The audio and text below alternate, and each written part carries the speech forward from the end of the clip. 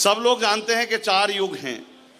पहला युग सतयुग, जिसमें भगवान विष्णु ने मत्स्य अवतार लिया और 4 अक्षर वाले शंखासुर का विनाश किया। उसके बाद आया त्रेता, जहां प्रभु श्री राम ने अवतार लिया 3 अक्षर वाले राक्षस रावण का संहार किया। फिर उसके बाद आया द्वापर, जहां श्री कृष्ण के रूप में अवतार लिया ईश्वर ने और 2 अक्षर वाले कंस का विनाश किया। उसके बाद ईश्वर ने कहा कि अब मैं कलयुग में कोई अवतार नहीं लूंगा, क्योंकि कलयुग में केवल 1 अक्षर वाला राक्षस रह जाएगा जिसे मनुष्य को स्वयं नाश करना होगा, और वो 1 अक्षर वाला राक्षस है मैं।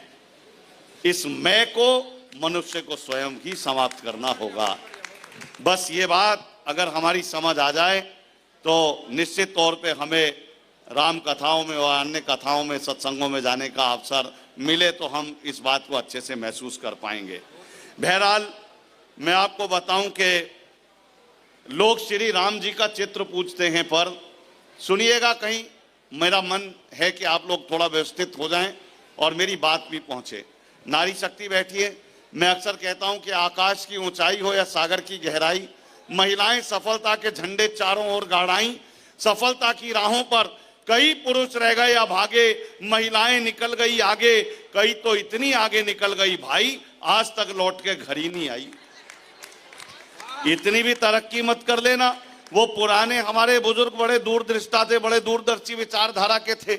आपने पुरानी फिल्मों में देखा सुना होगा, पुराने डायलॉग में बुजुर्ग बार बताया करते थे, नारी को ज्यादा शिक्षित मत करो, नारी को ज्यादा एजुकेटेड मत करो, क्योंकि वो जानते थे नारी यदि ज्यादा शिक्षित हो गई तो कलयुग में इसका दुष्परिणाम देखने को मिल सकता है। पिछले दिनों मेरे दोस्त का विवाह हुआ, मैं भी गया। उस अगले दिन दुल्हन को विदा करके लाना था। जैसे ही दुल्हन को विदा करके लाने लगे, दुल्हन रोने लगी। उसे देखकर मेरा दोस्त दूल्हा भावुक होकर वो भी रोने लगा।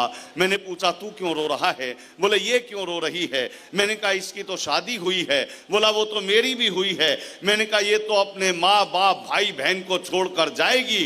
बोला जाकर मेरे भी तो छोड़वाएगी। ये परिवर्तन क्यों आया साहब आज के युग में? ये परिवर्तन इसलिए आया कि हमें करना क्या था, हमने किया क्या?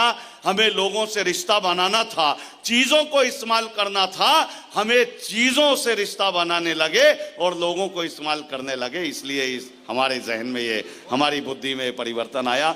लेकिन मैं अक्सर कहता हूं दोस्तों कि लोग श्री राम जी का चित्र पूजते हैं, पर जितने भक्तजन है सुनिएगा, क्योंकि तन से हाजिर होना अलग बात है, मन से हाजिर होना अलग बात है। कि लोग श्री राम जी का चित्र पूजते हैं, पर सच ये है उनका चरित्र नहीं पूजते। लोग श्री राम जी का चित्र पूजते हैं, पर सच ये है उनका चरित्र नहीं पूजते। चापलूस दोस्त हमें अच्छे लगते हैं, पर कमियां बताने वाला मित्र नहीं पूजते।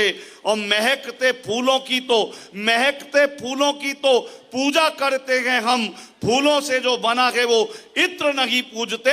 उन बच्चों को मिलेंगे कैसे संस्कार बोलो, जिनके माँ बाप अपने पित्र नहीं पूजते। जब जब राम का जिक्र होता है तो यकीन मानिए रावण का भी जिक्र होता है। रावण जैसा भी था तो विद्वान ही साहब। बारीक बात करता हूं, पीछे से एक ताली आई थी, भाई साहब मुझे तो आप ही सुन लेना, मेरा आना सार्थक हो जाएगा। बारीक बात करता हूं कि रावण को, सुनिएगा, कि रावण को ज्ञान का अहंकार था। रावण को ज्ञान का अहंकार था और राम को अहंकार का ज्ञान था। अच्छा मैं वैसे बताऊं, थोड़ा सा हास्य कवि सम्मेलन है तो बहुत ज्यादा ज्ञान प्रवचन नहीं करेंगे, क्योंकि महाराज ओझा जी करेंगे। पूरा है ना? हाँ। तो लेकिन हमारी जिम्मेदारी होती है कि जिस मंच पर हैं उसकी मर्यादा भी हो और कविता भी पहुंचे, वरना हास्य कवि को बड़ा हल्का सा मान लिया जाता है। अच्छी बात भी पहुंचनी चाहिए। मैं आपको बताऊं, देखो रावण, बड़प्पन सीखना होना तो रावण से सीखो। आप भी कहोगे कैसा कवि है, क्या बात कर रहा है प्रभु श्री राम के मंच पे, लेकिन आनंद की मुद्रा में सुनना। आपको यदि बड़प्पन सीखना हो तो रावण से सीखना। पूरी श्रीलंका की जमीन उसकी अपनी थी, लेकिन कभी उसने अपने ट्रैक्टर ट्रॉली पे नहीं लिखवाया लंकेश कृषि फार्म।